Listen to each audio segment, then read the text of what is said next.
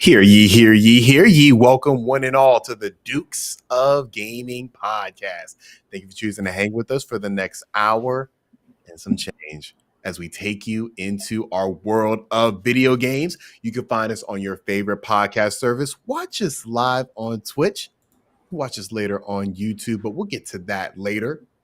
You already know I'm also joined by my fellow Dukes of Gaming, and I wouldn't have it any other way. Joining me first and foremost, he is West Coast represent. He is Cloud Chamber certified and the tallest Duke by a wide margin. Game design is his passion, hence why he is the Duke of Design. Ben, how are you doing? I'm first and foremost today. That's wow. I never thought I'd live to see the day. I always usually give it to Alfredo since he sets everything up. But no, today you are first and foremost. How are you doing today, sir? I'm very good. Got to do my disclaimer as always. Yes, I am an employee of 2K. I work at Cloud Chamber on the upcoming 4th entry in the BioShock series. Don't ask me about BioShock. If I told you anything, I'd have to kill you. I'm doing great. It's snowy outside. It snowed a lot actually out here in the Pacific Northwest. Which it snows in Seattle. It does, but not much usually. For the past 2 years, we've had some snowy Decembers, and this one came pretty early. So we got whopped, but it's great. I love the snow for a little while until it gets shitty, and it's just on the verge of getting shitty. So we'll see how I feel about it next week. We shall see. But joining me second foremost, he is our law expert, headband expert, business expert, but more importantly, he is the Duke of Rocket League, if we can still call him that. Cole, I don't know today, sir. I don't know. I'm doing good. I'm in Game of the Year mode. I'm playing nothing but Callisto Protocol's off my list. The reviews just hammered it too hard. I'm done. Yeah. Oh man.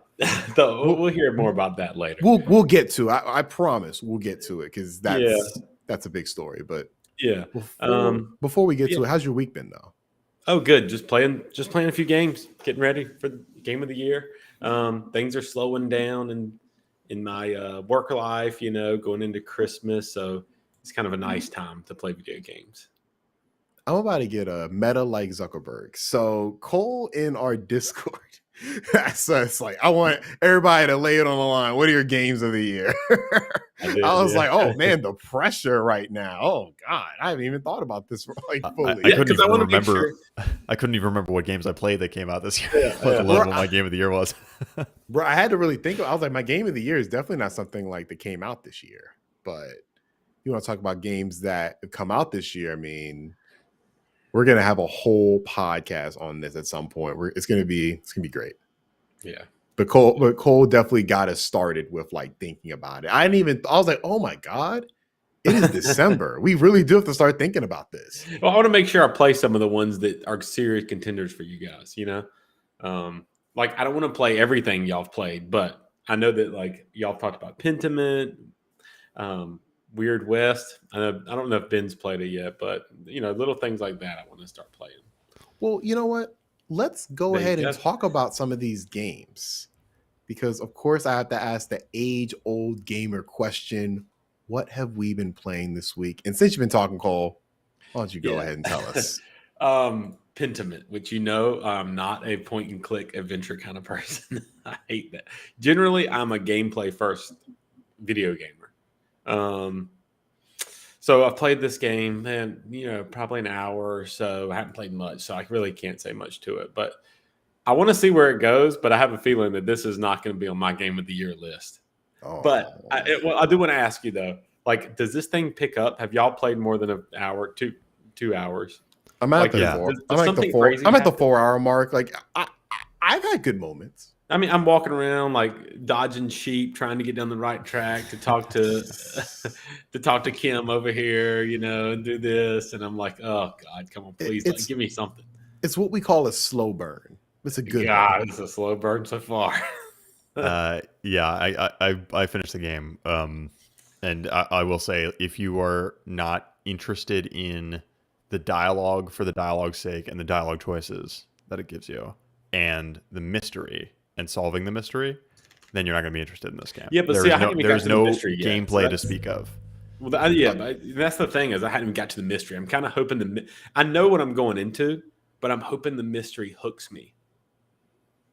Like when it hits, is it like, okay, let me, I really want to see where this goes, or is it like still a slow burn? I mean, it definitely, like, the point of the game is much more apparent when the murder mystery starts, and the point of its structure is much more apparent at that point. But it's never going to be, I mean, it's always going to be a slow burn. Yeah, I would say. Yep. Are you like clicking, like when you see like the dialogue come up and it has stuff that's like underlined? Like, are you clicking and looking at that stuff? No, you can do that. Yeah, that's there's, probably like, my favorite part of the annotations. whole game. Yeah, Yeah. it's so like let's say So like if it's like a girl's name, it'll like give you a background. You can just read through like, oh, this is the girl that lives here, blah blah blah blah. but blah. it's even better than that because it does that. But it also, like, if they say like Martin Luther, right? Like you click on Martin Luther, it will give you kind of like a real easy, digestible Yeah, like a reason why 2-sentence Martin summary. Luther's why Martin Luther's included in the sentence. That's pretty cool. Okay. Yeah. And it's like it's like a book. So it like it goes like it kind of extends the book out. So like it's really that's cool. cool. I love It's it's cool probably how my it favorite part of changes the whole game. scenes. Yeah, I change scenes and they flip the page and bring Yeah. you somewhere else. That's pretty neat. So is this a game of the year contender for y'all or not? I'm only 4 hours in, so it's hard for me to say. Ben? It's one of my favorite games that I played this year. I'm going to have to, because I think the way we structured it last year was top 3 games and then 2 runners up. I have a feeling this one's probably going to fall to the runners up, but I think it'll be on my list. Okay. Okay, well, that's good for now. So I don't know. If it's not going to be on Thomas's and it's going to be on your runners up, I may bail on this one. Did Alfredo play this one? 'Cause might. I feel like Alfredo would really love I think this game. he wanted to start it. I don't think he started it yet. Okay. Yeah, Cole, it might be we'll see. it might be on my game of the year. Like, I like what I played so far. Okay. So I'm going to keep playing. a little Jury's bit more, out. too. Yeah, I'll keep playing. play at least 4 hours. 4 hours, you're Yeah. gonna know if you want to continue with this. Like, Well, I got, at least want to be able to talk about it too. So yeah. Once you get to like the mystery aspect, it's like, okay, I want to Very. see this through and see what's going to happen. That's the question I'm kind of asking is like, is But that I'm a mystery guy though, so it's like it appeals to me. Like if you're not a mystery guy, I don't know. No, I am. I think like I'm excited about the new Knives Out movie. I want to see that. Oof, that's a different topic for another day. I cannot wait to see the movie. I can't wait to see it either. I got All right, I got Knives Out 4K Blu-ray. I love so Knives Out. it was good, yeah. But- All right, so the other one is Weird West, and I've just played a little bit of this one too. Have either one of y'all played this? Yes. I finished the first character. I think there's like 5 playable characters, Yeah. and each one has like a kind of episode. So it's like I'm like 4 hours into it. I finished the first character. Haven't started the second one, but yeah. So is this on your Game of the Year contender list? I don't know. It's hard to say right now. I'm gonna have to categorize it all because I'm not done with God of War yet. I'm like maybe halfway through Horizon. I'm still like seeing where the chips fall. Would you place this over Pentiment? Did you have a better time with this? I don't know. Again, like I finished Pentiment. I've only seen the beginning of Weird West, so They're so I'm really different. Too. I'm really they are very different. I'm really enjoying like Weird West way but better. not as much right now as I was enjoying Pentiment. Why do you like Weird West, Cole? I don't know, just because it's a little bit more gameplay, RPG-ish feel, exploration. It's got the story too, and like it's just more my style. It's more of a game, which that's what I like about video games. So, I've only played. I played about the same amount of time of both, about an hour and a half of both, or maybe not even an hour and a half of Pentiment. But I like this. This is kind of like the vibe and atmosphere of Weird West is like hitting me right. Because it's cold outside for whatever reason. It's just it just feels nice. So I'm going to keep playing this one. I'm going to try to beat this game. But Yeah, Weird West does have a very interesting, cool world to get Yeah. sucked into. yeah. I will say, would you have bought this game? That's why I always judge No. Game Pass games on. Like if it's good enough that I would have bought this if it wasn't on Game Pass, I know it's a pretty good game. Actually, I wanted to play it, so I was going to buy it, and I saw it was $30. I think it was either 29 or 39, and I was going to buy it to play it. But then I looked up, well, this should be on Game Pass, and sure enough, this and Pentiment both on Game Pass, which is so awesome. Like Pentiment is a game that if it wasn't on Game Pass, I definitely would have bought it. Like that's kind of how I judge Game Pass games. Like, yeah, I'll play Dodgeball Academy, but I'm not about to buy that. I'm gonna play it because it's here. But if you're talking about Halo Infinite, like if you're gonna if they charge $60 for that, yeah, I'm gonna pay $60 to play that. That's how I always kind of judge Game Pass games. Mm-hmm, mm-hmm. Yeah, Weird West is one that I was keen to play earlier in the year, but it came out in like the worst time window. It came out like mid March or whatever. Prime Elden Ring. Yeah, days. like right before Horizon and Elden Ring dropped. So I was keen to play it because obviously it's Rafael Colantonio's next game after Prey, one of my favorites. So I definitely couldn't miss it. But do you see Prey in this? Yeah. There's very much of similar design philosophy to how you approach the problems that are laid out in front of you. I maybe see it more like Dishonored. It's much more kind of stage based. It's a bit like a top down Dishonored. But yeah, no, I there's definitely still that immersive sim DNA in there. But it's to me like it reminds me even more of the original Fallouts too. Than of anything else reminds me of that Arcane too. has done. Yep. Excellent. Well, I don't think it's something I'll be playing, but I'm glad y'all. And I think Ben, you beat it, right? Weird West, no, not yet. Not yet. I finished the first character, but yeah, I'm only a third, maybe not even a third of the way through the game.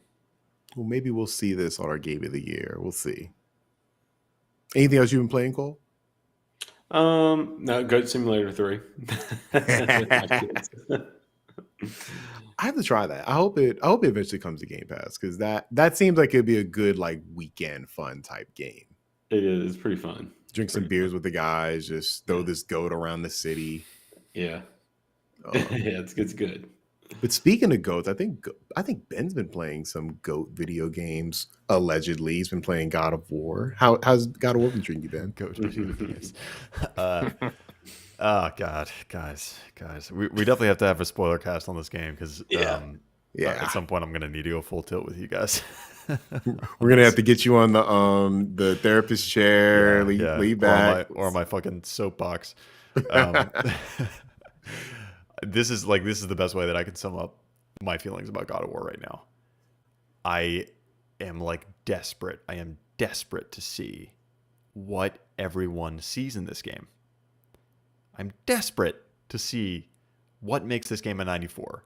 And that desperation has been pulling me very, very strongly toward the end of the game. Just get through the story. Try to find the gold nugget there.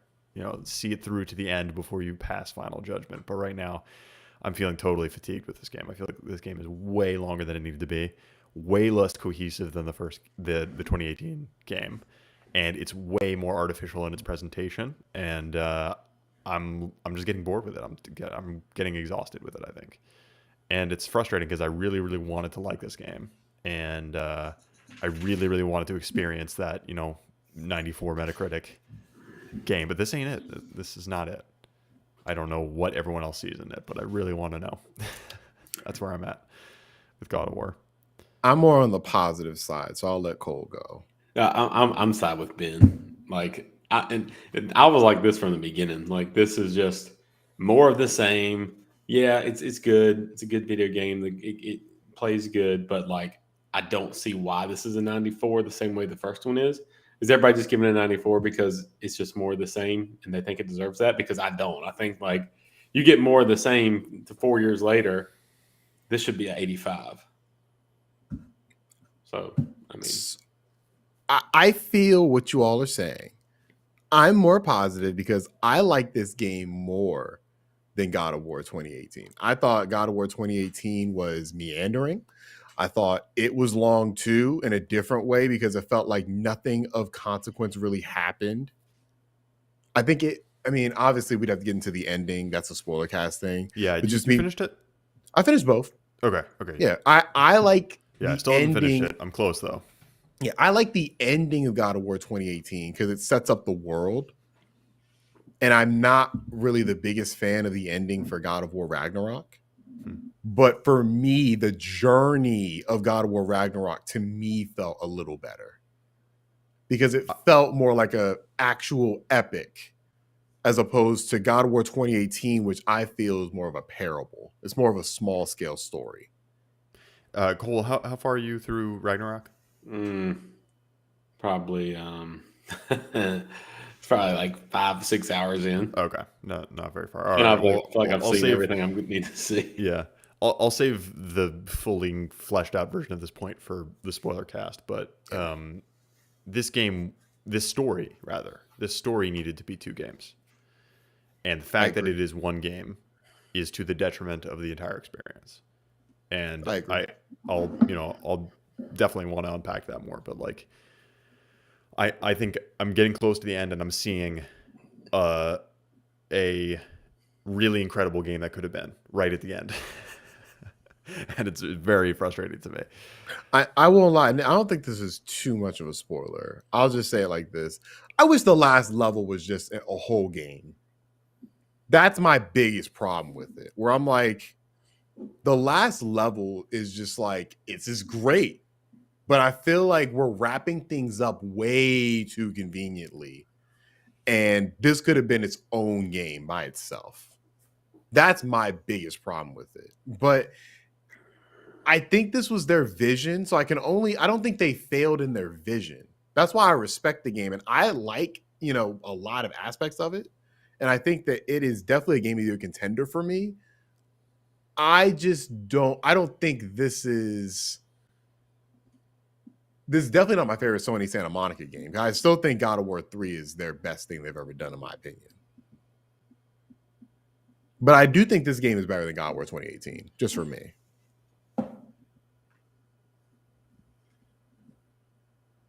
Speechless. Yeah. I mean, this game is it's all over the game itself, but also it was definitely originally planned as 2 games. It just was. This game got squished down into 1 game at some point. Well, I think they honestly they might have been going. Decision, but do you think they might? because I don't think you can actually split this game into two, like, let's say 20-hour campaign games. I do think they could have done like a Miles Morales sort of thing. Part 1 and Part 2, Ragnarok Part 1, release Part like, 2 this fall, next fall. And let's say Part 1 is kind of smaller scale. Let's say it's a Miles Morales like type experience. And then Part 2 is that like the end of the trilogy. I think they could have done something like that. That's kind of what Spider-Man's doing, where Spider-Man, like Miles Morales is a pretty, I mean, it's not the most essential piece of storytelling for that universe, but it's definitely like doing a lot of favors for Spider-Man 2, in that you don't have to set up like Miles as a Spider-Man. That's already been done. And now he's just a Spider-Man in Spider-Man 2. And so I feel like God of War Ragnarok, I feel could have benefited from maybe some of this, I was just say Atreus storytelling, maybe have been relegated to its own thing. Yeah, I think the best correlation I can make is to Mass Effect, the Mass Effect series, and the rollout of those games. But I don't want to, like, again, I don't want to get too in depth until we can just talk openly about the plot, because I there's good reasons for that, but I don't want to kind of, to just lay it all out there yet. Hey, real quick, Ben, how did you feel about Last of Us Part 2?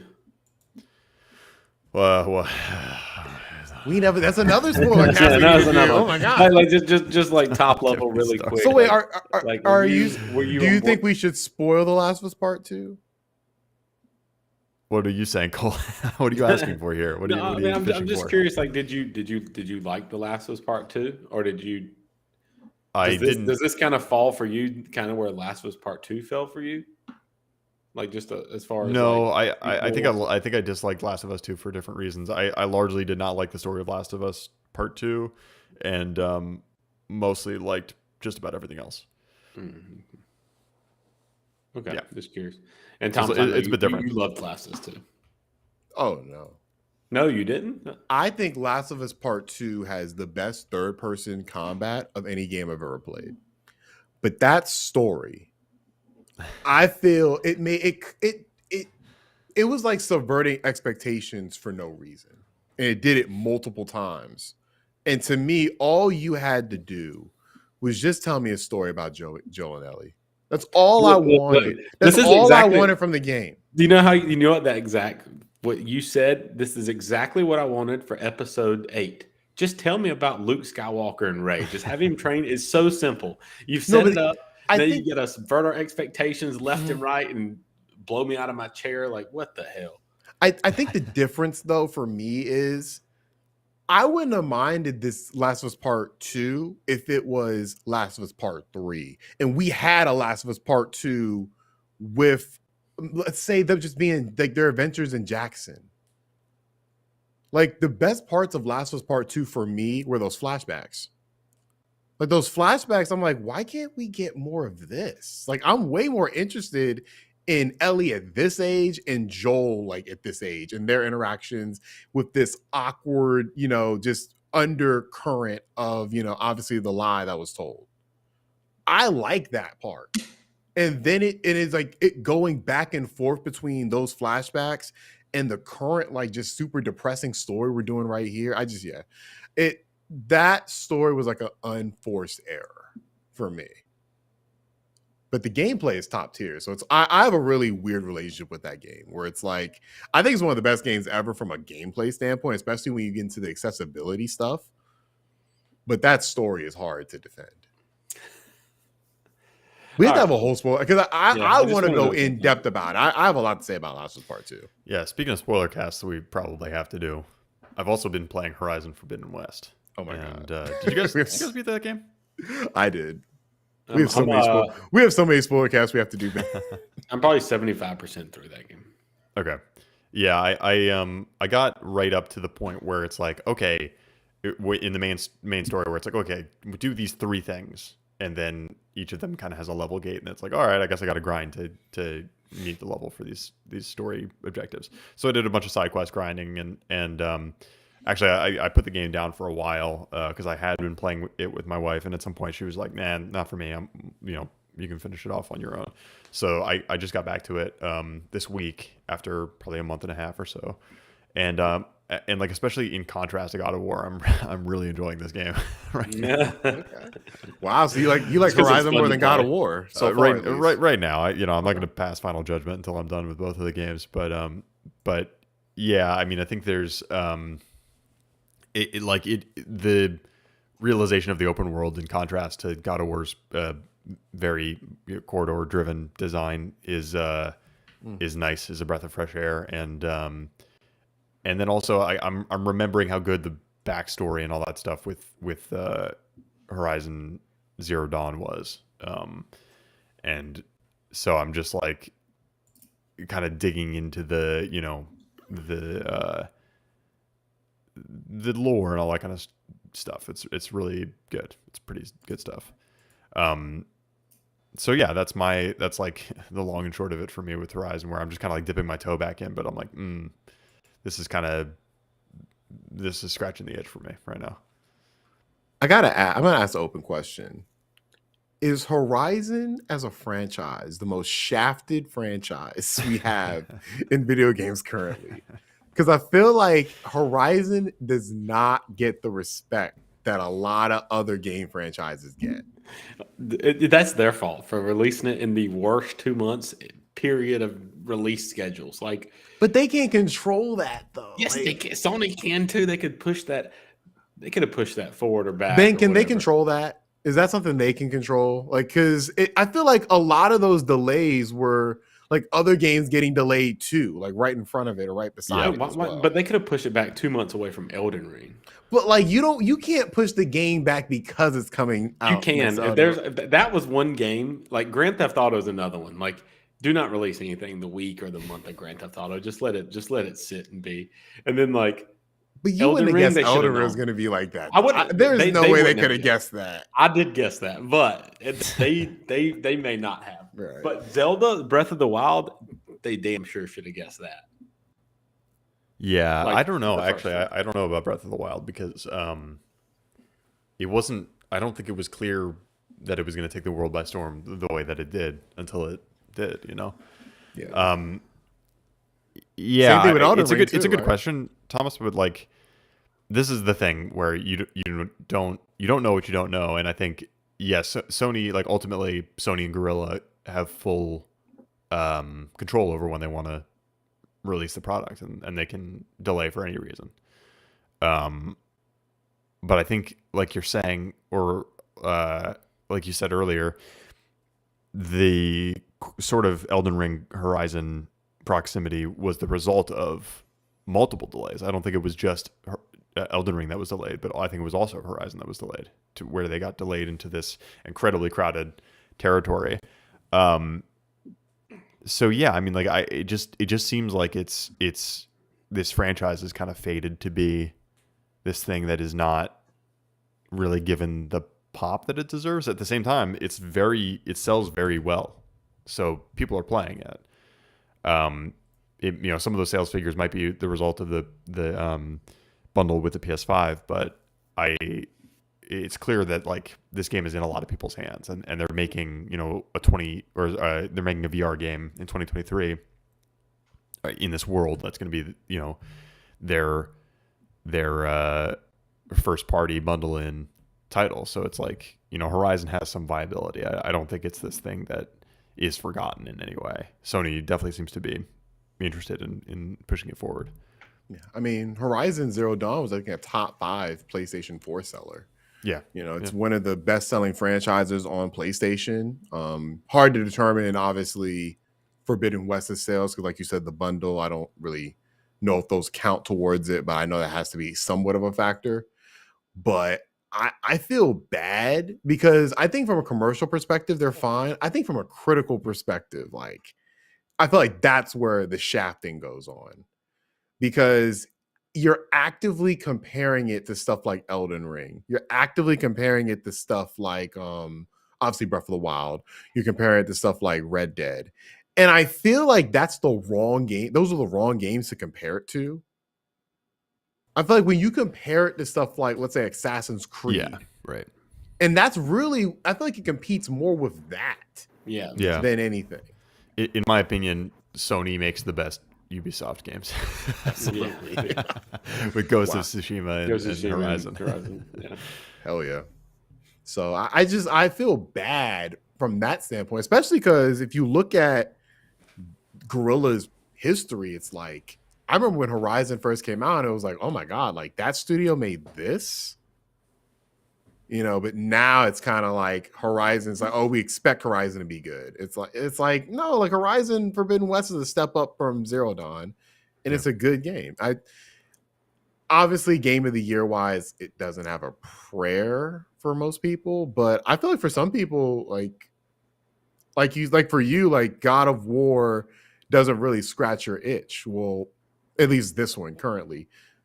Horizon is definitely like a different type of game. And I feel like Sony having both Horizon and God of War coming out in the same year, like they're covering a lot of bases on that front. So I hope a lot of people get to play Horizon this year. One thing I will say is that God of War, or rather Horizon's narrative presentation of like any given NPC you talk to has some of the best facial animation I have ever seen in a video game. It's astounding. It's totally astounding. When I first started playing the game, I was like, did they mocap all of this stuff? Is this all mocapped? I don't think it's actually performance capture all of it. I think it is Witchcraft. Yeah, it's witchcraft. It's I think it is generated the way that like dynamic dialogue in most games is generated. However, it's just at a really, really fucking top notch level, and I wonder what tools they used. If they did that, and they should be using that on all Sony's games. Like, yeah, they need I know, to be seriously, sharing that. right. That's Yeah. unbelievable. Yeah, you can imagine like the next. Wait, so you really Kojima think game that's if not he's using motion Decima. cap? You think that's? Do you know? Either they did the most performance capture of any game ever, you know, Yeah. because they do like every little conversation because it's so much. The only facial performances that I have seen in the game that are on the level of most games is when you sit down and talk to somebody for a rumor, and it doesn't even bring the camera in close. Aloy just like sits in the chair and the person's next to her, and they're like talking, and like when you look at her face there, she's just doing the bah, bah, bah, bah, bah, bah. You know, it's just lip flap. There's none of the emotive expressiveness and of the face and the animations and all that stuff. It's like that's what I expect from most games, from most RPGs, where you're just talking to somebody like that. And the majority of these conversations are so incredibly detailed. Like The Witcher 3 was a high watermark for that kind of stuff, but I feel like Horizon just is totally carrying the torch right now. And I'm like, as a narrative designer, I'm like, oh my God, what are you guys doing? What are you doing? Tell me the secrets. I have to go through the GDC vault to see if there's anything on that. That's amazing. That is amazing. Yeah, Horizon, I feel, is the most underrated game of all the Game of the Year contenders, just because like it's such a unique experience that there's no other game that's really doing. And like as far as like from a narrative perspective, like Horizon's telling a very interesting story that you really don't see in video games like that. So I feel like it's the franchise that, besides Spider-Man, the one I'm looking most forward to from Sony as far as where that story is going. So I can't wait. Cole, Glad did you're your playing power it. go out? Why are you in the dark? I know. I noticed that too.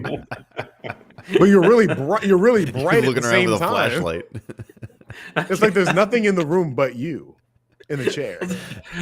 No, I was actually looking for a candle. Like, there's a candle down here. I wanted to get it and light it and put it over here. Oh, for ambiance? Or what? Yeah, what do you do? ambiance. I'm big on Okay. ambiance. You see, Hugh asked if his power is out, but he's still streaming. Yeah, no, I got an incredible generator just for my Right. streaming setup. The streaming generator, right? Yeah. Oh man. So dang. yeah, great games you've been playing. What have you been playing, Thomas? I have been playing a great game and one not so much. I have been playing, I'll start with Xenoblade first. Xenoblade 3 is a game that I have been on and off of all year. Started this game in, I believe, July. And yeah, still playing it. I am maybe 70% of the way through. I'm about 75 hours in. This game is I've been kind of shy about talking about this game, but this is for sure like going to Why be in have my you been top shy three about talking about it? because there's so much to encapsulate of why I love this game. Like I feel like this is one of the best RPGs I've ever played. Period. And it's not because the game does like anything like super special. It's that it does so many things right that I feel like a lot of RPGs, like whenever, like let's say like I'm playing God of War, for example, and I'm like, oh my God, I gotta go through this fucking menu system. You know, like I can name like little things in all these games that like, I love certain aspects and I hate certain aspects. I can honestly say in Xenoblade, the only thing that I don't like that much is the fact that it doesn't look that great. Like every single system in this game, I love. Everything, you always feel like you are earning something. While at the same time, you always feel like you have so much like custom, like what is the best word to put it? Not custom ability, but is that a word? Customizability. Thank you, customizability. Like I have 6 characters who I can control exactly what they're wearing, their class, anything. Like there's just so much you can control, and the story is top tier anime. That's the other thing. It's like it's an anime story through and through, but I feel like if you adapted this story into an anime, it would be incredible. There's politics, there's personal relationships going on. Like it's obviously you don't have to play through all the Xenoblade games, but those help as well. Like this game is ultimately about like two sides of a conflict and how they can come together. Because the game starts with like you have 2 groups of 3, and they come together through just unfortunate circumstance, and they essentially they're both from 2 different sides of an army, and they both are now trying to convince both sides like we need to come together to fight the greater evil, when these sides have been fighting for hundreds of years and nobody knows why they've been fighting. And so you have to go around to each individual like base, like military base for both sides, and you have to slowly convince each side like, oh, we're with y'all, we're going to support y'all.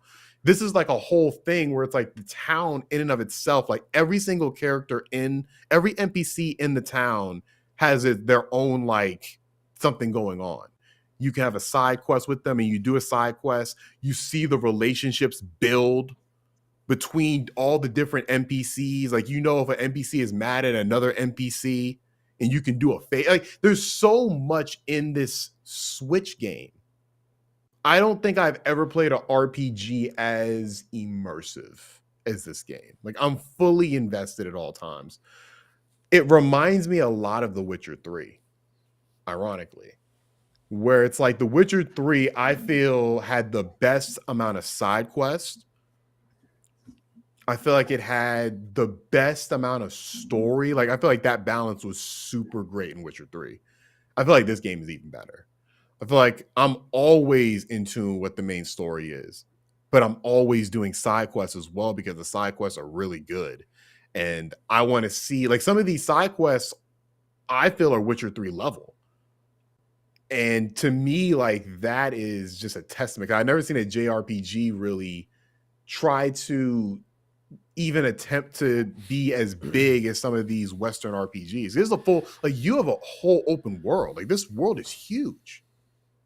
Yeah, here's my question. Do I have to spend 100 hours to play it? Yeah. I mean, yeah, that's the thing. And that's why I can't recommend it to everybody. Yeah. Like, it's so we can't enjoy this just doing the main line, like not really doing side quests and just I'll tell you this. If you do that, it's going to be 60 hours by itself. So it's like, if you're going to be in the game, you might as well, because it's going to take, because if you're going to do it that way, that's playing on like super hard mode, because now you're not upgrading your characters enough. Because when you do side quests, you're getting XP to upgrade. So I think you wouldn't have a good time with it if you did it that way. And you can tell that's not the way they designed this. So Yeah. yeah, It sounds I mean, it sounds like they designed it like a typical JRPG, right. but instead of grinding, you do side quests, which is like, duh. But It's it like, takes away a that's lot of like good. JRPG isms where it's like, for example, I love Dragon Quest 11, one of my favorite RPGs ever. But a lot of the times, they're like, why can't I control some of my party members like while I'm roaming in the world? Like, why am I only in control of one character? Because Dragon Quest, and that's how you've always done things. Xenoblade's like, no, you have 6 characters who you always have, plus a 7th character who you can like switch out because they have different abilities. And it's like, yeah, you can control any one of these. We don't care. Like, oh, do you want your camera to be like up close in person? Like, you want it to be really close, or do you want it to be far out like an MMO? You can control the like it probably has the best camera of any game I've ever played, because you can zoom the camera and put the camera anywhere you want it to be, to the point where you can even play this game kind of as like a first-person shooter. Wouldn't recommend it, but the fact that they give you that option, like I'm in love with this game. Like, it's probably going to be at minimum top 3 game of the year. It's been a really packed year for game of the year for me, but this is one of the all-time JRPGs for me. So yeah, if you're saying it's the maybe the best RPG ever, it seems like it's got a pretty good shot at being your game of the year. It's the best JRPG I think I've ever played. Now, I haven't finished it because goddamn, this game's not long. But the fact that I'm 70 hours in, and I mean, it's not spoiling much. Like, they introduced this character who, like, I'm like, okay, it's a random character, and she becomes my favorite character in the whole game. We're 70 hours in. We just met this girl. I just met this girl. And she's like, like, this game really hasn't had much cursing.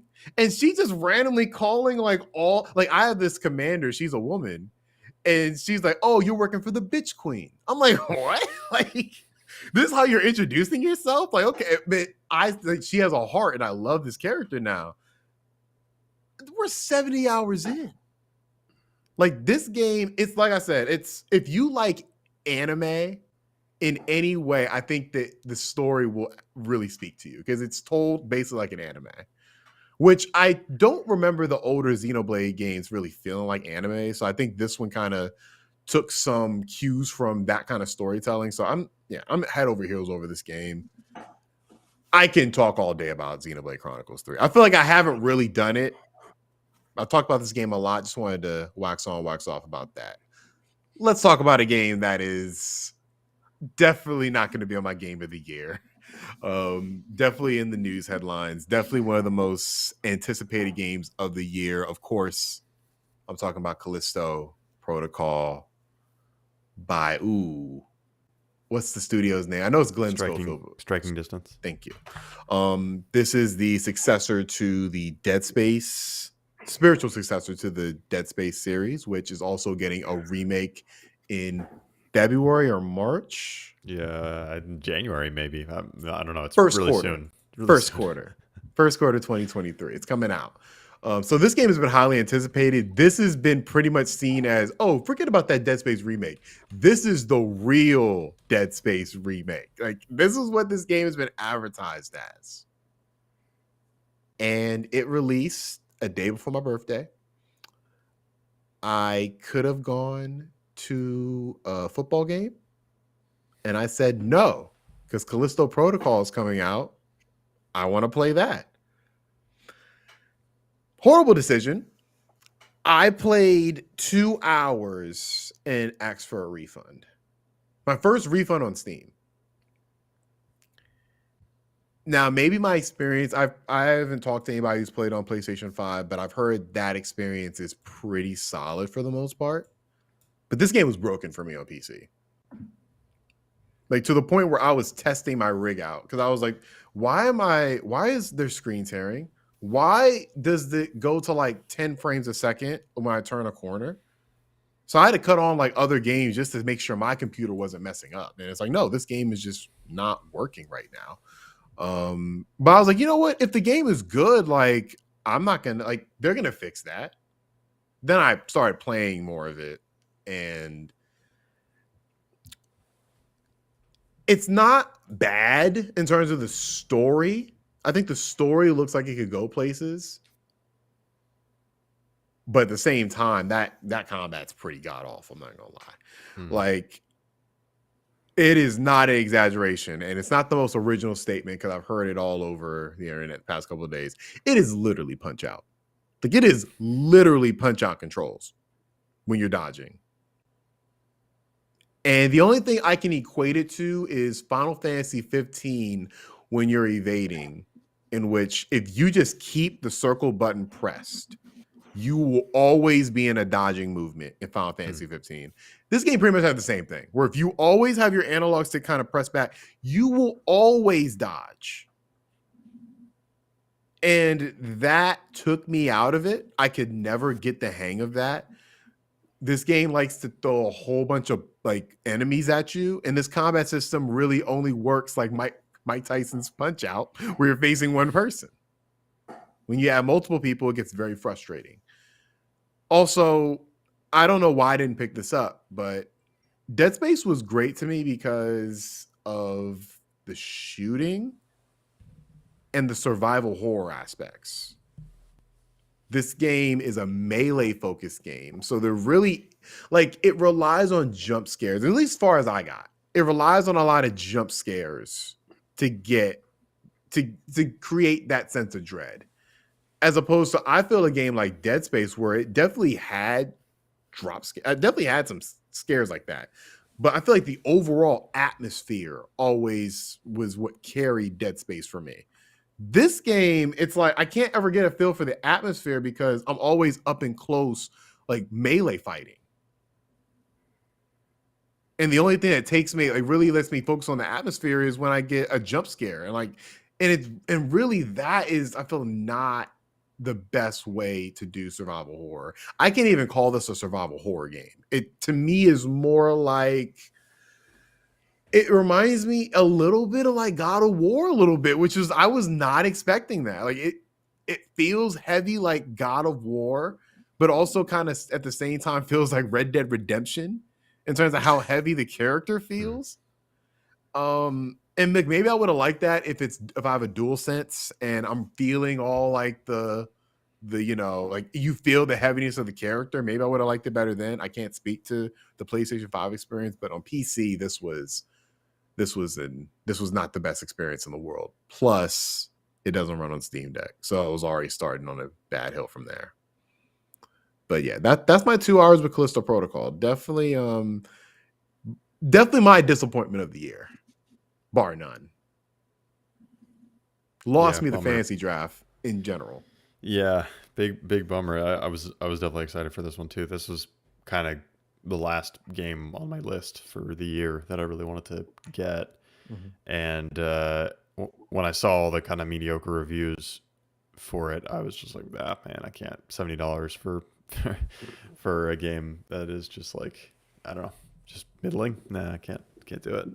So maybe I'll get Plague Tale instead. But yeah, it's a big bummer. It's funny because I was telling my wife, like, right before this game came out, I was like, either this game is great and people are going to laugh at the Dead Space remake because it feels so antiquated in comparison. Like, it's brought Dead Space into the modern, age, or this game is going to suck and people are going to fawn over the good old days of Dead Space when the Dead Space remake comes out. So I think as long as the Dead Space remake comes out and it is faithful and it is technically competent, I think that game is going to blow up big time because people are hungry for it right now. And Callisto is not scratching the itch. You're right. Yep. Are you, Cole, were you ever excited about this game?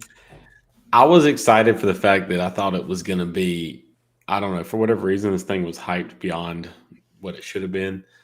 And I was excited because I was thinking we may have like a masterpiece on our hands for whatever reason. And that's the only way I was going to play this game because I hate grotesque horror stuff. So like I wasn't really looking forward to playing it, but I did like the original Dead Space. And if this game was going to be the hype that everybody thought it was going to be, then I was going to play it.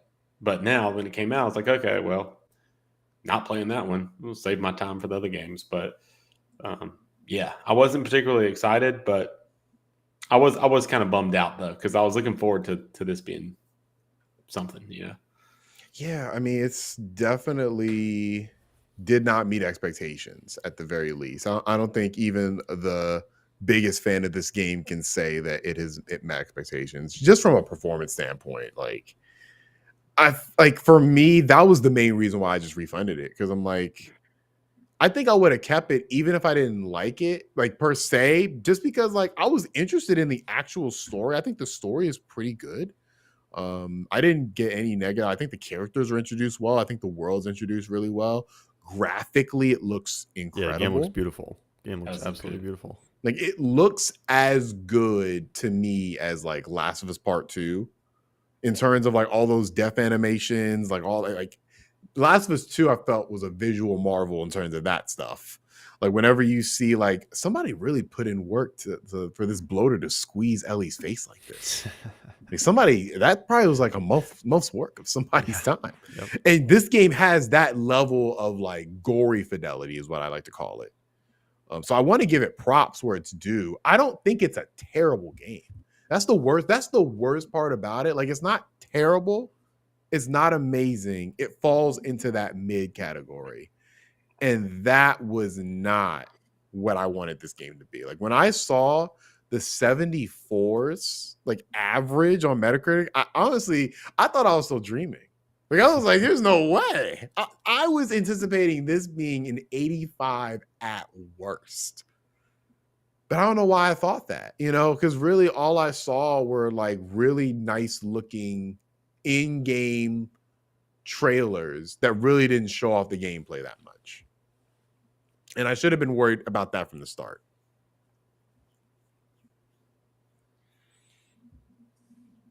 It saddens me. I wish we had a better Callisto Protocol, but yeah. So Callisto Protocol kind of ends this year on a pretty sour note. There has to be something else coming out. Oh, what's it called? Crisis Core. Crisis Core comes out. We're gonna. Who gives a shit? Crisis Core's coming out. And we're gonna be on a high note great. for the anime fans. We're gonna be fine. Final Fantasy fans are fine. Midnight Suns is good apparently. This kind of brings back the question that we've been bringing up all year of like, is this year a bad year for video games? It kind of feels like it's been a bad year for video games. It was supposed to be this year was supposed to be the chosen one, the chosen year. It was going to be Elden Ring and Starfield and Breath of the Wild 2, and it has not been quite that. I still think it's a better than average year. Like I think that it is better than last year. I think it's better than 2019. Not better than 2020 for sure. But I do think that like Elden Ring lifts it up a ton for me. Yeah. Xenoblade lifts this year for me up a ton. Yeah. And God of War. God of War, of course, is I feel like objectively a very well-made game. Horizon, like the fact that Horizon is like probably nobody's first and a lot of people's third and fourth, I feel like that speaks to the fact this is a pretty good year. Yeah, I think last year was one of the worst years in video games that I can remember. Like I thought last year was terrible, but this year to me was pretty good. I feel like it was like I don't think it was a stellar year, but I think it was a middle of the road to good year. Yeah, I think that Cole is basing that on the fact that Sonic dropped, on the fact that Goat Simulator's out. He had fun with Kirby. My Nintendo games. Yeah. To me, it felt like the beginning of this year was really strong. Like it was probably one of the strongest first quarters in a year for video games ever. But the thing was, it was strong, but it was also like we have all these other games coming out throughout the rest of the year too. So it was a lot of optimism. It's like we were getting good games. We were getting good games, and like, we're getting Starfield later this year. We're getting like this is a lot of hype too. It felt great, and then reality hit like a boulder, and it was like, well, God of War is cool, and I love Roller Drone. It was like a whole bunch of random games I feel like came out that were pretty good. I feel like this was the year of a lot of like 8 out of 10s. Yeah, but I mean, like the beginning of the year was so strong in comparison to the rest of the year. Like I really feel like Q2 through Q4 that's one of the worst years in you know. But the first quarter lifts it. Yeah. You know? It has one of the best games of all time. So it's in the first quarter, right? Yeah. Unless was you're that talking first or second quarter? When did Elden Ring come out? March? Elden Ring? March or May? March. March. Oh yeah, okay, March. Yeah. Horizon came out February. That's the timeline. Yep. Okay. So first quarter. Yeah, first quarter you have Horizon April, and Elden Ring. Whatever. Yeah, it came out. You have Horizon and Elden Ring coming out at the beginning of the year.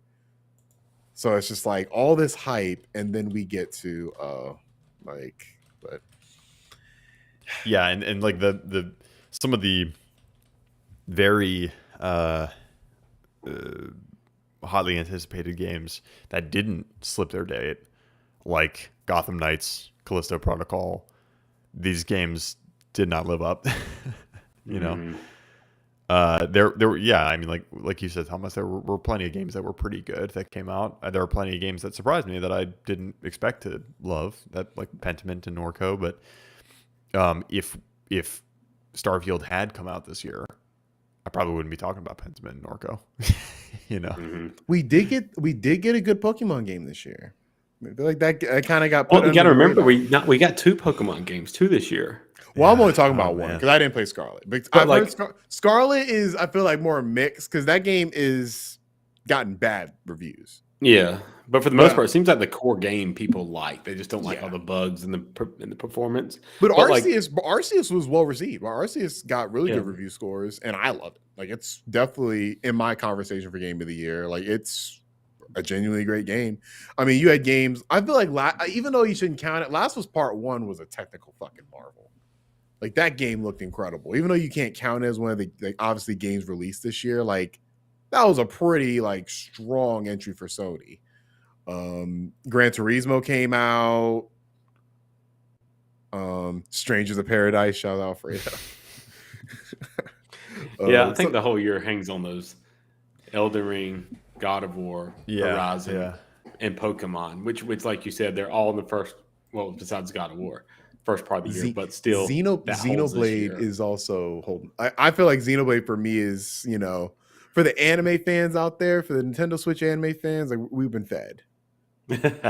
So good. Oh, Live a Live came out this year, or I think it's not Live a Live. Yeah, Live a Live came out this year. That was pretty solid. Triangle Strategy came out this year, so it's definitely the argument is 8 out of not, 10 games. the argument is not that there weren't good games this year. Of course, there were good games this year. Right.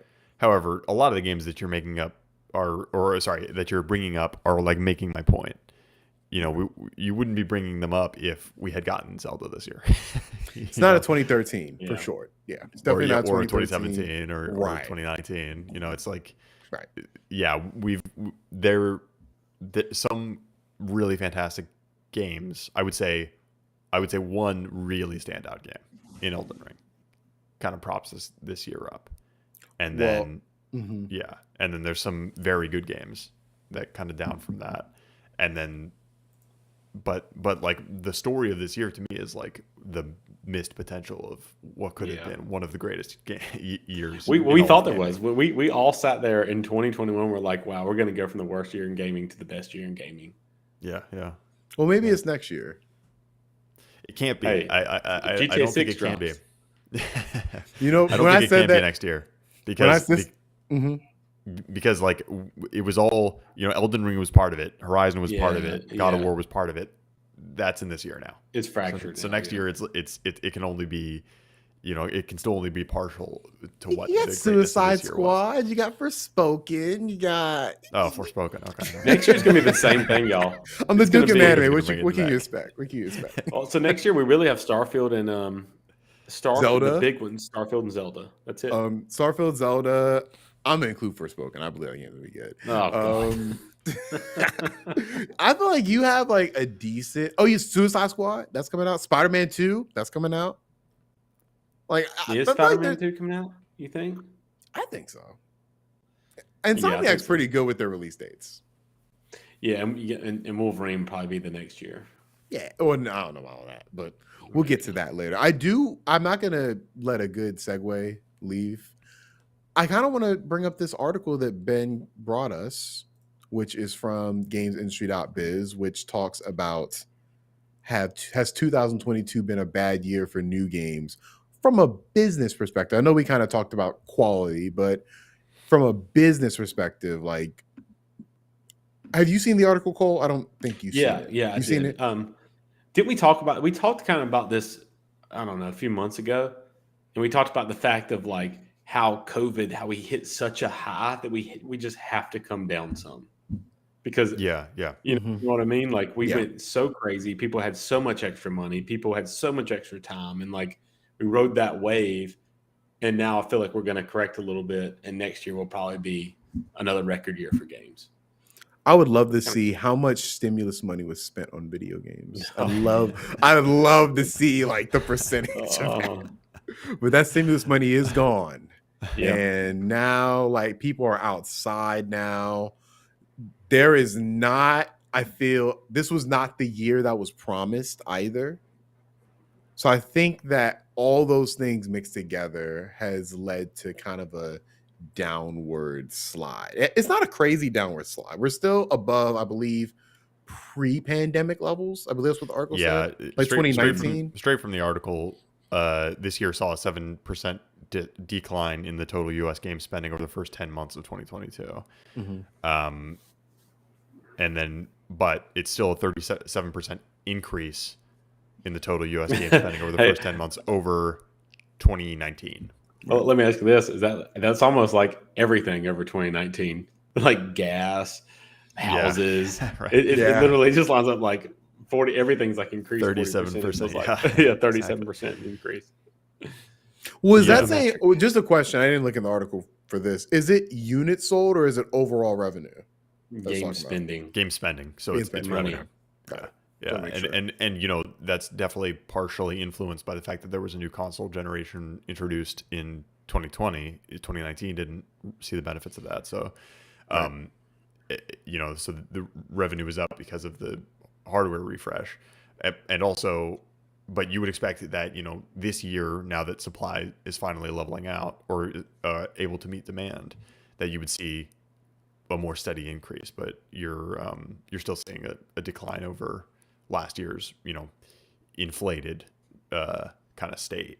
Right. So, this article, I think in the end comes out pretty positive in saying that there's basically just as many new games in the NPD top 10 than there have been in pre-pandemic years too.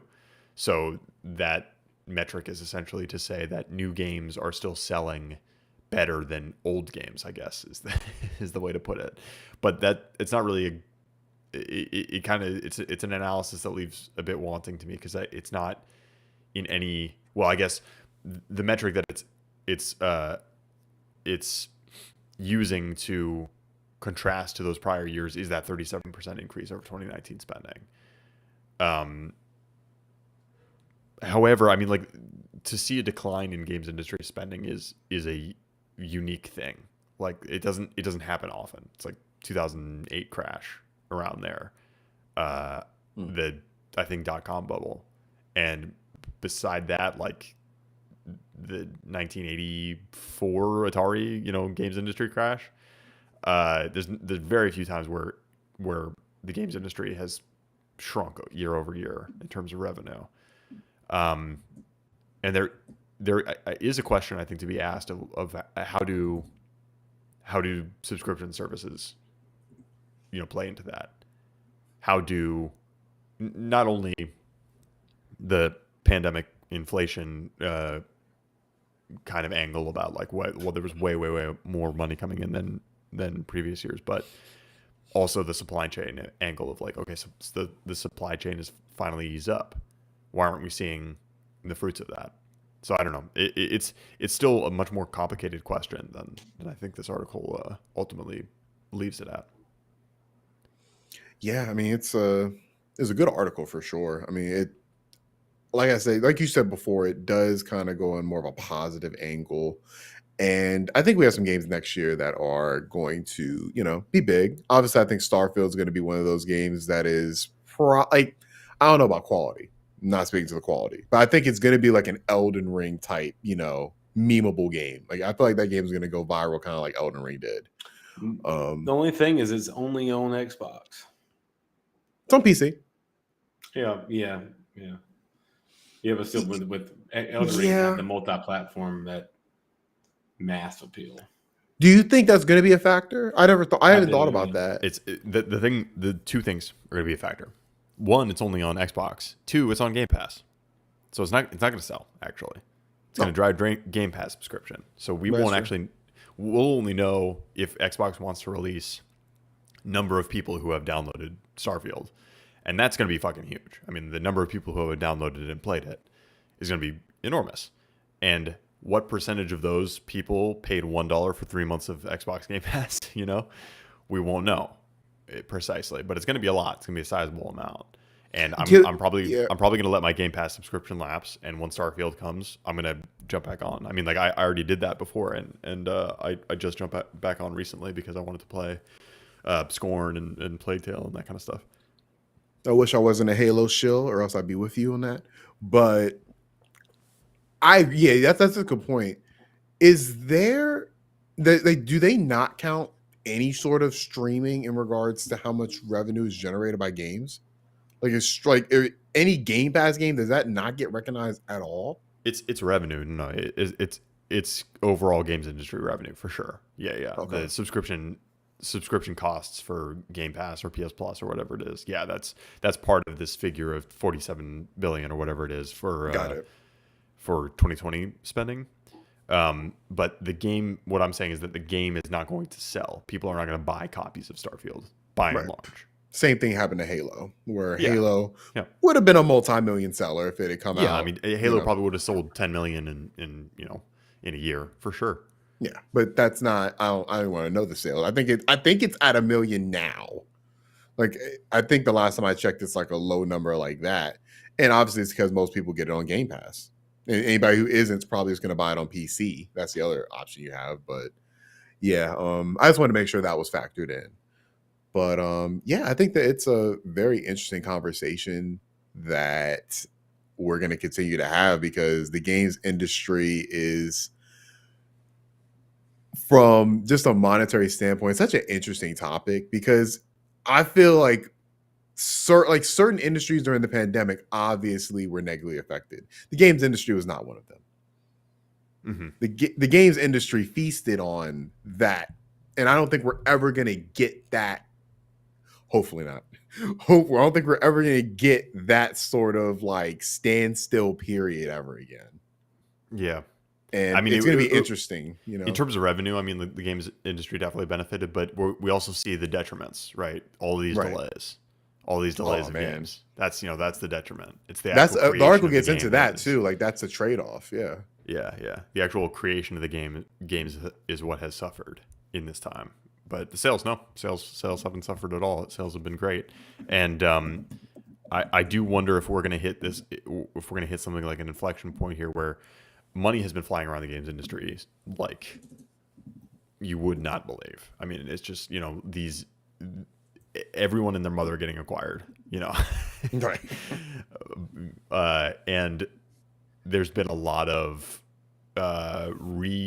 organization of just talent moving from place to place, wherever, sometimes to the highest bidder in terms of just salary. Sometimes it's about, I want to work remote permanently, and I'm going to go to a place that lets me do that. So it's like it's definitely a big shuffling of the deck of people going to different companies and working in different capacities on different projects. So I think we won't see the full effects of the pandemic and the remote work kind of experience. We like that'll just begin to fully be understandable to us by the end of this console generation. I think it's that much of a seismic shift, and it's not just for the games industry, but it's especially affecting the games industry for sure. Yeah, definitely most of the tech industries in general are dealing with a lot of the work from home, just, depending on what CEO you have, depending on what their stances are, like a lot of people don't vibe with that. I don't know how that is in the video game industry, whether heads of companies are preferring a work from home method or if they are more so leaning on, let's use some of this real estate that we bought and let's not have it go to waste. I know it depends on the certain situations. What I've seen is that it has taken a while, but basically, if you are not allowing permanent remote work, you're not attracting talent. Like almost like to a company. It's you kind of have to be open because otherwise, they're going to go to the person to the company that's paying more, that's more flexible. Like I mean, this is what it is. It's kind of this. It's an employee's market right now, I think, or it has been. I think it's changing now. Obviously, Are you saying in the gaming industry specifically? yeah, in the games industry, Okay. it has been recently, and I think that's changing now with you. We see the tech layoffs and stuff. I mean, like I was about to, yeah, layoffs I are was just coming. about to ask you, like, do you think that Yeah. because this was the case a lot in a lot of the tech industry, where Yep. Facebook, all of them were hiring a lot of people, and I mean, obviously each company is different, but a lot of people have been laid off, and I'm not for sure Yep. how many of those were the new people they hired, but it's like, do you think that there's a possibility that the bottom might fall out at some point with all Yeah, of these hires? yeah, I think something probably has to give, uh, and I don't know what necessarily it's going to be. You know, it might not necessarily be layoffs if these companies are all going to a hybrid or remote work preferred model. We may see just a lot of studios close down massive swaths of their, office space that they own. But then we also see things like Embracer acquires IDOS and Crystal Dynamics from Square Enix, and then they shave off 20% of the headcount of those businesses, and close down one of that studio, one of the IDOS studios. Yeah, I don't know. I mean, like it's coming. I think these layoffs at Meta and at Amazon are just like they're only getting bigger. Right. More people are getting affected, and a lot of that talent that is leaving the tech space has very similar skill sets to the games industry, to what the games industry needs. Right. So that's like a talent flooding into the market. So talent that was once very difficult to acquire is now going to be very easy to acquire as these people try to find new jobs. So then the people who got in at very inflated salaries now can be replaced with people who are much cheaper. So you might see layoffs because of that. Just kind of cynically talking about it from a money perspective, but Right. yeah, I mean, there's many ways to kind of to slice that apple, but something has to give. Yeah, because we're on the end of money has been very cheap, and freely moving for a while now, and it has been flooding into the games industry, and now it's not, or it is to a lesser extent. Yeah, that's the whole thing with the macroeconomic factors. We're tightening the monetary policy, so money's not as cheap as it was. Yep. So now this is not going to just be the games industry; it's going to be all over. I mean, the Fed comes out and says they want unemployment to go up. Like that's what they want. Like literally, they want that to go up. That's going to help inflation. Yeah, fewer people have right. money to blow. So next year, it may be another. I don't know if if a real recession truly does come and hits the consumers, like it may be. We're going to see maybe even more another delays. It's going to be, yeah. Well, I mean, we have like history to kind of like look at, right? Like we have back, what was it, 2008? PS3 dropped 2006, right? And I remember even then, like, I don't think the crash happened, but I remember back then, like, it was still like that was a super expensive console, and then the recession hit. And I remember like gaming was I feel like gaming was in a really weird place during that time. And that generation lasted a very long time. Like that generation was, I think, how long was that? That generation was at 6 least to 8 years. 13. It was 8 years. 8 years. Like, I feel like that's on the long side. Mm-hmm. And I mean, I don't know. I mean, the PS5 you can kind of say has been dropped under similar circumstances, and the Xbox Series X, of course, same thing. Like they're kind of dropped in this like almost recession periods, and I'm curious as to how like a recession will affect current day gaming. Because back then we didn't have like online gaming to the same extent that we have it now. We didn't have mobile gaming to the same extent. So I'm wondering like what a recession does to the industry as it currently stands, because it's so different than the last time we had a major recession. Yeah, I don't know. It's a good question. Yeah, I don't know how the recession affected games. I've never really looked at that. How 2008 affected the video game industry. You just said something, Ben, earlier that the game industry had a decline after 08, right? Was it 2008 or 09 or what? Yeah, I think it was later. It was a little bit delayed.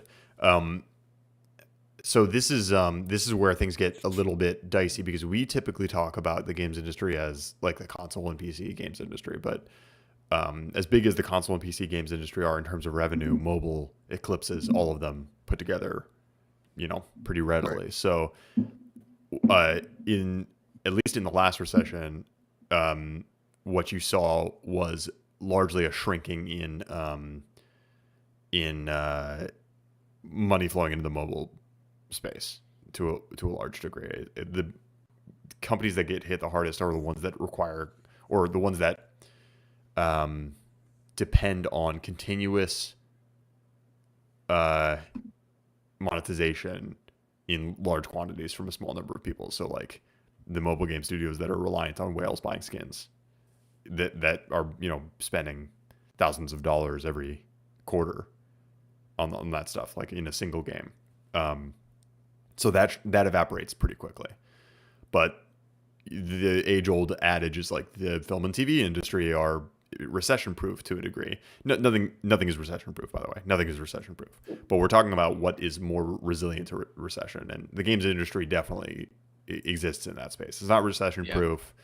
Studios are going to get shut down as a result of this stuff. Any studio that is in a precarious position right now is going to get clobbered when the recession hits in force. So yeah, I mean, like things are going to happen, but to what degree this industry is going to be affected versus the tech industry at large, I don't think, I think it's going to be more like film and TV than it's going to be like tech. Especially the console and PC part of because if you're talking about like, okay, I'm going to spend $70 up front, and yeah, that's a lot of money, but I do it in one chunk, and then I don't have to spend anything again, and then I can spend a lot of time with this game, right? That's a value proposition that stays pretty. That's reliable entertainment, Mm-hmm. It's not like the kind of free to play mobile. However, we are kind of looking at a different monetization model at large in the mobile game space. It's all battle passes now, so it's not that same continual. It is continual investment in the game, but it's not the same as it was. It's not loot boxes, so you know what you're getting. And if you don't buy a battle pass for a season, that's fine. You can still keep playing the game. I don't know. It's hard to tell. It's a very wide-spanning topic. I'm glad we had the conversation. I want to bring us to definitely a piece of this conversation, but definitely a more fun part. And that is an avenue of video games that has largely been laughed at and ridiculed. And of course, I'm talking about, you described it as transmedia, right, Ben? Yeah, transmedia is kind of the buzzword for these things, yeah. Yeah, and so what we're referring to, of course, is video game adaptations. That's the best. I mean, that's a Game Awards category, right? Ben's favorite category? Yes. It certainly is. Yes, it is. So we're talking about, Is that this Thursday? Yeah, it is. Game Awards. Yeah, Yeah, nice. Okay. might have to stream maybe if we have time. Yeah, but I'd love to do that. yeah, I would too. But yeah, we're talking about video game adaptations. These are, I assume we're gonna exclude like any books or board games. We're talking about the TV shows and the movies Yeah. that video games have inspired, and not even inspired, been adapted to. And I want to go, before we go into the ones that we're anticipating, I want to kind of name some of the ones we've had from 2019 to 2022 and compare it to what we're getting in 2023. Because I feel like every year I'm seeing a little step up in quality. So I'm going to start with 2019. A little more. Yeah. So we're starting with Detective Pikachu in 2019. I like Detective Pikachu. Anybody else like that movie? I didn't watch Never it. saw it. You should watch it, Cole. I think your kids like it. Yeah. Dragon Quest. Angry Is it an anime? Birds movie. It is a CGI anime on Netflix. Okay. So yeah, Angry Birds 2. Nino Kuni, which was terrible. I saw that. Doom Annihilation. And a Pokemon show. That's 2019.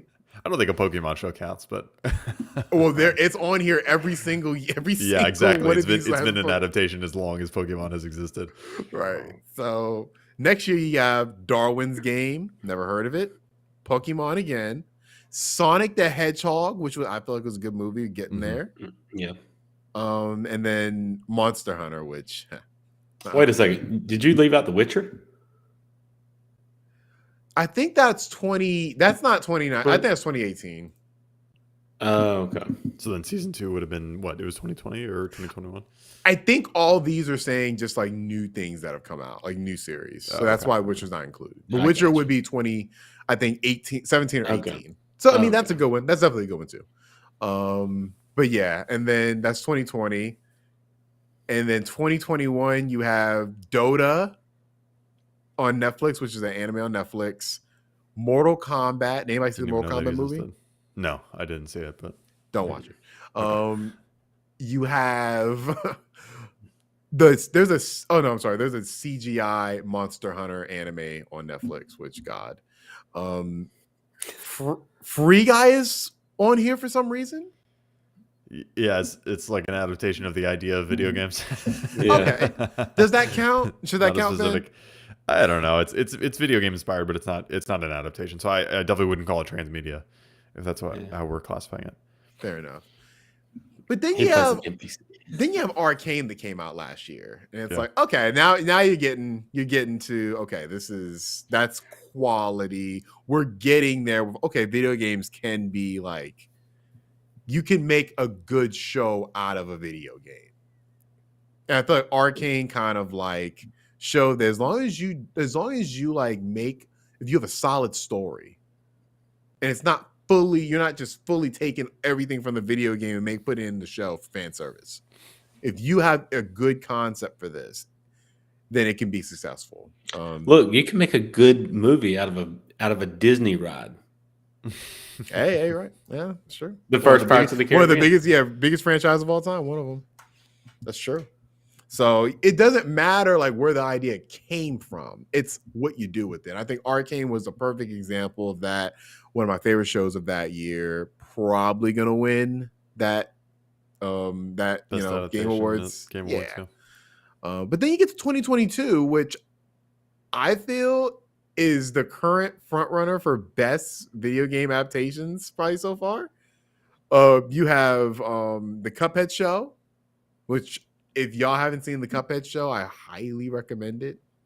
If you love anything like Looney Tunes inspired, you have Uncharted, which that was definitely a movie that came out in 2022. You have Halo, which was definitely a show that came out as well. Halo was one of the shows. Did y'all watch that? I watched that every week. I had a watch party for that every single week.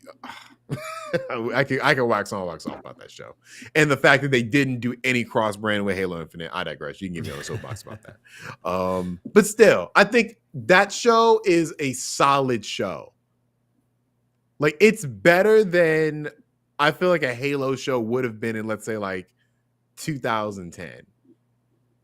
You know, like that would have been trash if it came out because I feel like they were working with a better budget than would have been permitted for a Halo. Because y'all remember like the Doom movie with The Rock? Yeah. Like that's what we were getting for video game adaptations and stuff like that. And I feel like Halo is definitely a step above something like that, but not great. Sonic the Hedgehog 2 came out. I didn't see that yet. Resident Evil came out, which was terrible. But you got Cyberpunk Edge Runners, which came out. I just finished that this week. How'd you like it? It was very good. It like super ultra violent, which is why I don't think it's going to win anything. But yeah, pretty good. Yeah, I liked it too.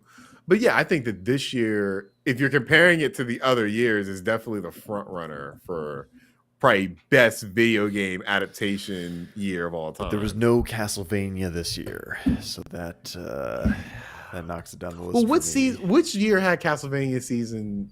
Was it 4? Yeah, I think so. I forgot. Remember. I think that was 2020, 2021, or yeah, I don't know. Yeah, whatever that year, that gets added on to that because that was a great. Yeah, Castlevania is amazing. Yeah. But yeah, 2022 is probably the current front runner just for the amount of shows, movies you're getting that are better than average. You know, what are some that are worth mentioning just in the past? Cyberpunk Edge Runners, like we said. No, you mean like old ones? Like Super Mario Brothers, okay. The movie. Super Mario Brothers, the movie. No, that should not be mentioned. No.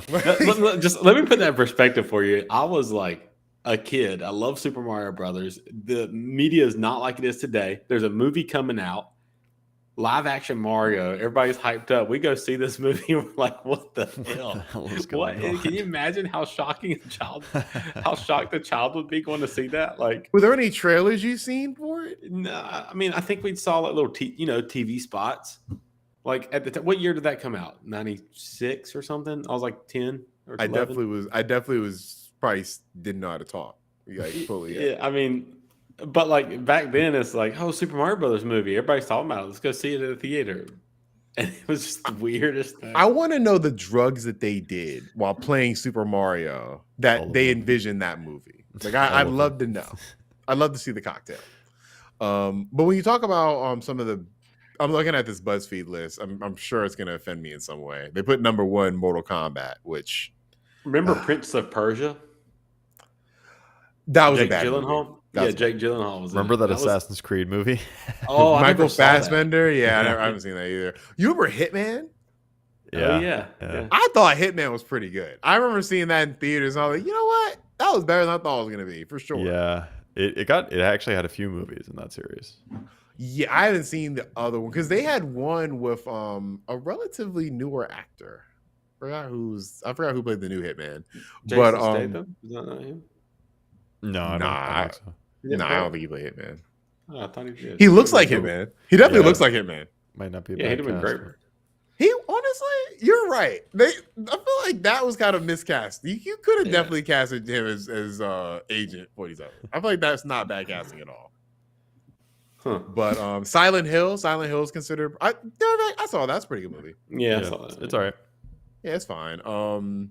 Street Fighter has had a couple movies, and I like the anime. That anime movie they did, I forgot the name of it, but it's the one where Chun-Li is like somebody's trying to like Chun-Li's about to go to bed, and like this dude just starts attacking her, and it's like a full-on anime fight, and she's like, like I remember seeing that real young, and I'm like, I like Street Fighter. That's cool. Oh, look, the original Mortal Kombat, that everyone loved that shit whenever we were young. Like that was the movie. The original Mortal Kombat was great. Like Sub-Zero, Scorpion was in it. It was good. It was really good. Oh, you remember? Yeah. I probably have to watch that. Remember Lara Croft, Angelina Jolie carrying that whole series on her back? Yep. I don't remember anything about those movies. I've seen all of them. So basically, there was no good video game movies in those. Basically nothing. Now. Yeah, I'm looking at. Oh, you know what? I thought the first couple Resident Evil movies were not bad. All right. We're really scraping the bottom of the barrel. What do we have to look forward to? Yeah. Well, in terms of what we got to look forward to, I think we got a pretty good list. Starting off with the biggest one, which will be the biggest one of all time. And the biggest one is definitely The Legend of Heroes: Trails of Cold Steel. Yes, as an anime fan, I am looking forward to this. I saw the trailer for it a couple days ago, and whew, that looks right up my alley. Just political anime, I could eat that up. But of course, Cole was talking about a different anticipated, not anime, but HBO's own The Last of Us. Oh, I don't think Cole No, was talking about no, that that's one. not what I'm talking about. What are you talking about? I'm talking about Mario. Yeah. Is that big? Wait, is Oh that my big God, of a Mario deal? is going to be. It's probably going to be the top grossing of all time, certainly. It'll cross $1 billion. top Mario will grossing do movie? Or are you No, saying no, top no. grossing video game? Video game game will be adaptation. Okay, by all right. far. Like Yeah. I don't know. literally Will think it gross more than Sonic? Sonic gross a lot of money. No, this one's going to 3x. It'll gross more. This will Dude. 3x Sonic. Mario's 100%. way more popular. Yeah, and I this, feel like Mario might be more popular than Sonic in the video game realm. I don't know about that in the regular realm. I feel like Yes, Sonic is yes. way more memeable than I think you're very underestimating how big. You're stuck in the and how 90s, dude. Yeah, Look, I'm saying like Mario people is make massive. fun of, like nobody makes fun of Mario, like everybody makes fun of Sonic. And I feel like Thomas, with this that movie, this negative movie energy, I don't know. it'll do $1 billion for sure within 7 days. a billion? Oh, $1 billion. $1 billion Let's look up the billion? Q scores. Let's look up the Q scores for Mario. worldwide. And What's a Q score? Cole, for scale, I don't think all the Star Wars movies have grossed like $1 billion. Yeah, they have. I don't think they all have. Like all of them? No, I mean I'm not including Solo and all that stuff. I'm the main Like line. I don't think this movie's gonna be bigger than Solo. I don't think this is gonna have legs like a Star Wars movie is gonna. Like this is going to be Mario- one of the biggest movies of the year next year. Mario is not a proven commodity outside of video games. He just is not. He's about to be. you're smoking crack, dude. I don't know what you're Yeah, talking I about. don't know, man. You are Mario's y'all, one of the- y'all are Mar- saying it's gonna make Thomas, $1 Mario is- billion dollars. I'm gonna say this: Yes. Mario is one of the most recognizable IPs in the world. Like that little plumber is just as recognizable as a Nike check, almost. A movie called Batman v Superman didn't make $1 billion. You know what I'm saying? Like I don't Mario's think bigger. I can't find. So I don't know that the Mario movie is going to make $1 billion just because it's an animated movie. Animated movies never make as much money as live action movies do.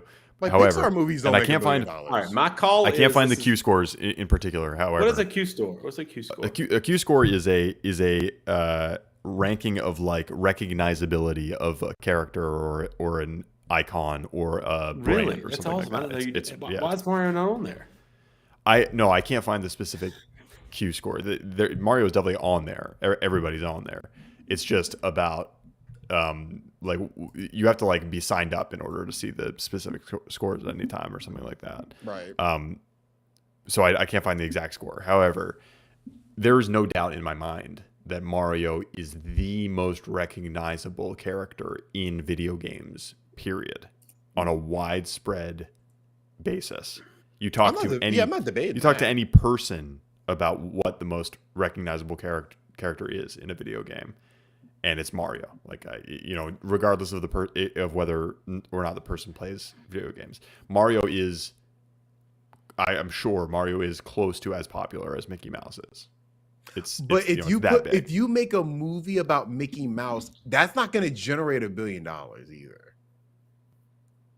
You know what I'm saying? Like I get what you're saying in that, yeah, like he is very popular, but he is an unproven commodity outside of merchandising and video games. if you don't make a show or a movie about Mickey Mouse for 20 years, Mhm. and then you make a movie about Mickey Mouse, And not to mention, this is done really well. It looks good. It does. No, I am And it going to see appeals this. to I am looking kids. forward to this movie. It's just when you say it's going to make $1 billion, I think like 3 Pixar movies have made $1 billion, and I just don't believe it has Pixar legs. Like I don't believe it's going to be that big. I feel like it's going to be respectable. I feel like it's going to probably make a little more than Sonic did. But this studio is like, it's not about to be no 90 certified fresh thing. Like this studio doesn't make stuff like that. Like it makes good Yeah. movies. I think Despicable Me. Despicable Me, but that's not a Pixar movie. Like Pixar movies have legs because adults want to see that too. Like I'm telling you, like I'm gonna watch this movie, but I feel like most adults are not gonna be trying to watch this movie. I think so. I think this is going to appeal to the nostalgia in adults, and they're going to take their kids to see it. It's going to be a family movie. It's at the very beginning of summer movie season. I think it's going to kill it. I think it's going to absolutely kill it. I hope I am wrong because obviously it looks really good. I want it to be successful. I just don't think it's going to be on the level of. I feel like it's going to gross in total. It will probably be like 700 million. What do you think it's going to be close to as far as like an animated movie? What, in terms of like its sales? Yeah. I think 700 million. Like, I feel like that's like Despicable Me territory.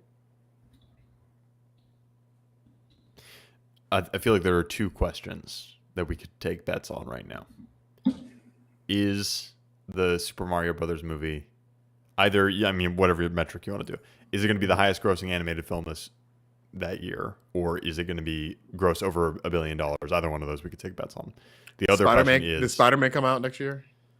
Oh, Spider-Verse? I don't know. But the original Spider-Verse it made money, but it was like $300 million. It won't make more than Spider-Man. Yeah, I feel like it was an unknown quantity because I don't think nobody really understood what that movie was till it came out already. Now we know what it is. I feel like that movie's gonna make a lot of money. Mario's definitely gonna make more than Spider-Verse. I'll take that bet for sure. All right, I'll remember that one. I'll take that one. Mario will definitely make more than Spider-Verse. Okay. Because when you bring your whole family, every kid has to buy a ticket. Well, that's the thing you have to think about. It's Spider-Man though. Like, if there's any character that's bigger than Mario, it's definitely Spider-Man. Honestly, I don't think Spider-Man's bigger than Mario, but ooh, that's a spicy take. That's a spicy take, but I respect it. The other question that we have to take bets on is The Last of Us show going to cause a massive shitstorm? Great segue. Is it going to cause a massive shitstorm? No, I don't think so. No. I don't think so. You don't think everything Last of Us is tainted at this point? No, I think that what they are adapting right now is the best part of The Last of Us. But they're going to change it. They're going to fuck with it. They can't I don't think they are going to change it. I think they're going to add to it. Mm-hmm. And I'm fine with that as long as they are doing like what Neil and them actually cut from the game. Like, I'm good with it as long as they're adding literally stuff that were ideas for the game that was just cut. Like, I'm good with that.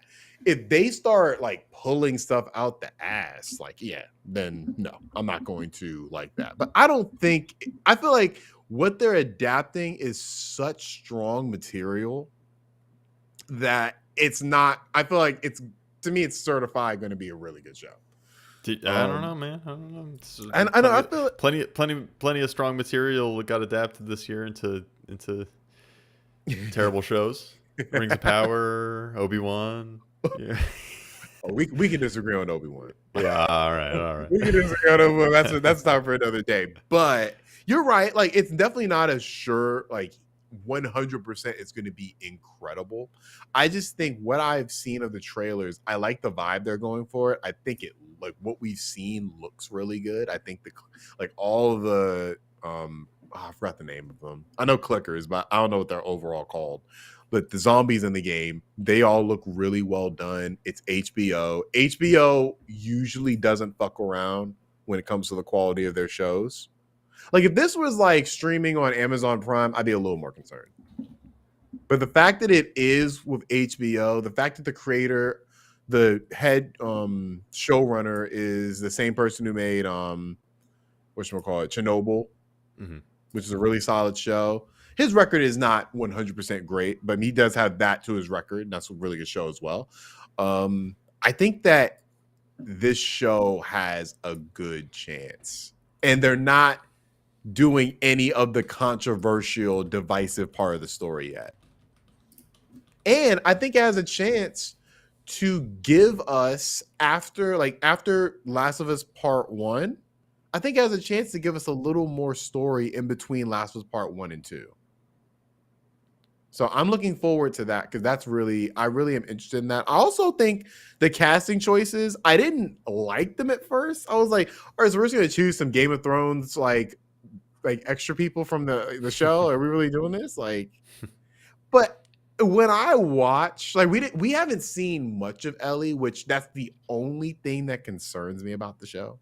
That we haven't really seen much of Ellie. But I did see some like a little bit of her in the trailers, and I'm like, okay. Like some of the things she was doing, I'm like, that's definitely Ellie. Like she's definitely channeling Ellie in a way I can appreciate. That she's a really good actress. She was in a Game of Thrones. She was pretty good in Game of Thrones. She has a very commanding presence on the screen. I feel like to be Ellie, you have to like be able to steal the scene almost. And I feel like she has that quality to her, so I have faith that she's going to do a good job. I think Pedro Pascal still feels weird as Joel, but I think he's a good enough actor that I can cast that aside and just appreciate his performance. I'm looking forward to it, just in general. Is it going to cause a shitstorm in your heart, Cole? No. I'm looking forward to it enough. I don't care enough. I hope they do change it up a little bit. I don't want it to be beat for beat like the video game. Right. I thought the trailer looked awesome though. So I'm excited about it. Yeah, me too. I think it's definitely gonna be a TV show released in 2023. And also what's gonna be an anime release in 2023 is Nier Automata version 1.1a. Horrible title. First off, I don't know why we do this as anime fans. We create these shows and give them horrible titles, but we do this. But this is Nier Automata. I like Nier Automata as a story. It's not the most appealing thing to recommend. Like if Cole asks me, like, should I play Nier Automata? My first question is, well, do you like anime? And if your answer is no, then I'm going to say no, you shouldn't play Nier Automata. But I feel that the game itself really lends itself to anime. So for it to just be adapted straight up into I feel like it's gonna have a fan base. I feel like people already kind of meme the shit out of 2A, and I feel like 2B, and I feel like that's gonna increase with this anime. But I feel like this is definitely not gonna be on the level of Last of Us or Mario. So don't worry about that. Or we'll see. Maybe it will. But what's also coming out is the Gran Turismo movie. That's coming out. That has an official release date of August 11th, 2023. And have y'all heard of this game? Have y'all heard of the movie? I haven't even heard of this. So apparently the screen, I'm going to read this. So it is intended to be a nonfiction movie focusing on a teenage Gran Turismo player who graduated from the GT Academy, and it shows how he became a professional racer. Mm-hmm. It actually sounds cool. I like that idea a lot more than adapting Gran Turismo generally. I mean, well, what are you adapting with Gran Turismo, right? And I think that is, I feel like where the Need for Speed movie failed. Y'all remember that? Mm-hmm. Yeah. That movie tried to I don't know what that movie was trying to do. Like it tried to be like an early Fast and Furious competitor when the Fast and Furious movies were already like stealing banks from Rio de Janeiro. Yeah. like I don't know what that movie was trying to do. And I feel like Gran Turismo, like obviously like they could have gone the street racing route, but I think this is a way more interesting. I'm actually looking forward to this. I think they already have people cast in it. Yeah, they already have a cast together and everything. Some names I haven't seen before. Oh, also the dude from Stranger Things, David Harbour, he's going to be in there as well. So I'm definitely looking forward to it. But yeah, y'all hadn't heard of that before this today. Mm-hmm. Be on the lookout for it. And if anybody else is wondering, it comes out August. And we also have the biggest movie of the year, which is the Knuckles, the Echidna? Oh, I don't know. Echidna, I think. Echidna, thank you. I'm a bigger Sonic fan than you, and you knew that. I'm sorry. I should have known that. But yeah, Knuckles getting his own movie, which of course he's voiced by Idris Elba because why not? And yes, that's coming out later this year. I'm not gonna bet that movie's gonna do better than Mario. I'm not a crazy person, but I do feel like there's a lot of potential for that movie to do numbers. Like you have Idris Elba as Knuckles, and he's gonna have his own movie. I feel like that's like It's actually a TV series on Paramount Plus. oh really? Oops. Spin-off series. Well, it's gonna do numbers regardless. It will get Paramount Plus like the most amount of subscribers they've ever had because it damn sure wasn't that Halo show that I still have Survivor's Guild from getting through that. But yeah, I think 2023, and obviously these are just the ones we know of. We usually get we're probably gonna get a Witcher season 3, right? Right, we're getting that. That's not on here because it wasn't a new, but yeah, we're gonna get that. I think we're getting Castlevania this year. We're getting the next series. Yeah, I think that's coming out. That's later for this year as well. So we're gonna have that. Arcane. I don't know if season 2 is coming out this year or next year, but be on the lookout for that as well. I think the point is like, while the games industry is, you can debate whether we're going into a slump or we're doing really well. It is, to me, without question. I think the state of the video game adaptation scene is definitely on the upswing. It's improving. The market will be flooded soon, though. Everyone and their mother is trying to get a transmedia hit off the ground. You know what's funny? The only series that has said we're gonna really do this transmedia thing, and this is gonna be like part of our like strategy, or two. I guess Resident Evil is another one, but Pokemon. Like Pokemon's like, this is child's play. We've been in the theater. We've had like 30 movies. Like miss us with all Mario just getting here. Like we've been. Isn't it the number one most valuable intellectual property? Pretty sure it is. Yeah. In the world. Yeah, I'm pretty sure. Yeah, I'm pretty sure I've seen that before. So, yeah, Pokemon is. I feel like it's just been a testament. Like when I list off every single year, like all the games, you always see at least 2 Pokemon entries in here. Yeah, it's number 1. It's crazy. And they still can't release a game without bugs and popping. Sad state of affairs. But yeah, that of course has been the Dukes of Gaming podcast. I want to thank everybody for listening and watching our show. Again, you can listen to us on your favorite podcast service. Watch us live on YouTube. I'm sorry, you watch live on YouTube as well. Watch live on Twitch though, and watch us later on YouTube. Hit the bell as well to get notifications on when we drop our latest videos. Leave a like, a review, a comment. Anything to help support the show. You can even email us at therealdukesofgaming@gmail.com. Have your question read live on air. And then you can also, like I said, hit the bell as well when we release our latest YouTube videos. You don't want to miss out on those. We're going to have some spoiler casts ready for y'all very soon. We post everywhere, every week. So make sure you start your week right with the Dukes of Gaming. And with all that being said, I bid thee farewell.